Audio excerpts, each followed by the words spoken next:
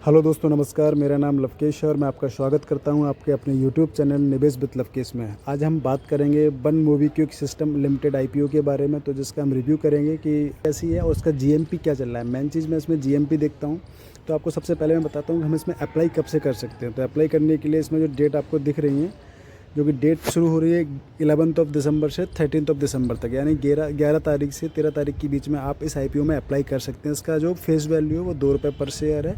Price band इन्होंने रखा है 265 से 279 रुपये, यानी 265 से 279 रुपीज़। तो आपको कट ऑफ प्राइस पर अप्लाई करना है। कट ऑफ प्राइस के लिए आपको 279 रुपीज़ पर ही अप्लाई करना पड़ेगा। तो उसमें जो आपको टोटल लॉट साइज़ इन्होंने रखा है 53 शेयर्स का है। 53 शेयर्स आपको इसमें दिए जाएंगे। इनका जो टोटल इशू है वो 572 करोड़ का है, यानी ये 572 करोड़ आईपीओ से पैसा जुटा रहे हैं। सबसे अच्छी बात इसमें क्या है, ये पूरा का पूरा जो क्या है फ्रेश इशू है, जो कि मैंने आपको पिछले वीडियो में बताया था। विशाल मेगा मार्ट का जो था उनका पूरा ऑफर फॉर सेल था, जो कि काफ़ी नेगेटिव हो जाता है और ये काफ़ी पॉजिटिव हो जाता है कि उन्होंने पूरा का पूरा फ्रेश इशू रखा है, यानी कि ये अपनी कंपनी को ग्रोथ के लिए पैसा लगाएंगे उसमें। ये भी बीएसई और एनएसई दोनों पे लिस्ट हो रहा है। जो भी शेयर्स अलॉट कर रहे हैं, मतलब आईपीओ में, उसमें इन्होंने क्यूआईबी के लिए 75% शेयर्स दिए हुए हैं यार, यानी कि क्यूआईबी इसमें ज़्यादा से ज़्यादा पैसा लगाएंगे। तो इसीलिए आप इसमें आपको बताऊंगा कि जीएमपी थोड़ा सा अच्छा चल रहा है। रिटेल इन्वेस्टर अगर आप देखेंगे तो उसमें 10% कोटा दिया गया है उनको। जो भी शेयर अलॉट कर रहे हैं उसमें से सिर्फ 10% शेयर्स उन्होंने रिटेल इन्वेस्टर के लिए रखे हैं। एनआईआई एचएनआई के लिए उन्होंने 50% कोटा रखा है।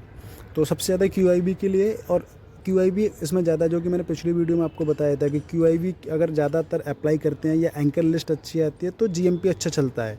तो इसमें उम्मीद है कि इसका जीएमपी अच्छा चल रहा होगा। चलिए थोड़ी देर में मैं आपको जीएमपी दिखाता हूँ।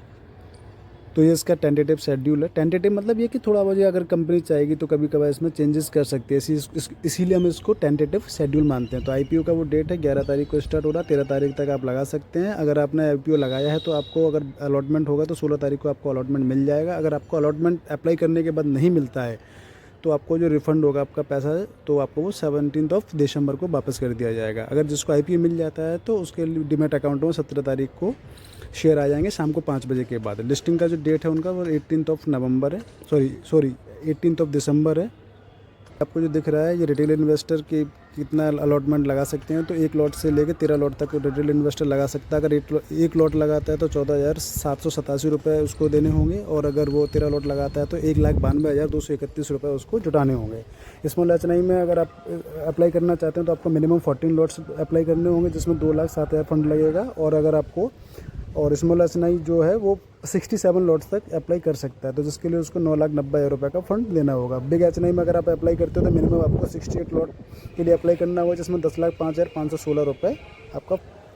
इसका थोड़ा सा फाइनेंशियल हम देखते हैं। तो फाइनेंशियल में इनका सबसे पहले हम देखते हैं रेवेन्यू। तो रेवेन्यू अगर आप इनका देखेंगे तो 31 मार्च 2023 को 561 करोड़ का था इनका, और एक साल बाद इनका 890 करोड़ का हुआ है, यानी कि इंक्रीज़ हुआ है इनका रेवेन्यू। अभी इन्होंने एक क्वार्टर का दिखाया, तो एक क्वार्टर में इनको 345 करोड़ का इन्होंने रेवेन्यू जनरेट किया है। प्रॉफिट आफ्टर टैक्स देखेंगे तो मैं प्रॉफिट को ज़्यादा फोकस में रखता हूँ, क्योंकि प्रॉफिट अगर कंपनी कर रही है तो इसका मतलब कंपनी अपने बिजनेस को ग्रोथ कर सकती है। ग्रोथ करेगी तो प्रॉफिट बढ़ता रहेगा उनका। तो अगर आप देखेंगे तो 31 मार्च 2023 को इनको लॉस हुआ था 83 करोड़ का, और 31 मार्च 2024 को आप देखेंगे तो प्रॉफिट में आए थे। ये 14 करोड़ का उनको प्रॉफिट हुआ था। बट अभी 2024 में अप्रैल टू जून का क्वार्टर में इनको 6.5 करोड़ के लगभग इनको लॉस हुआ है।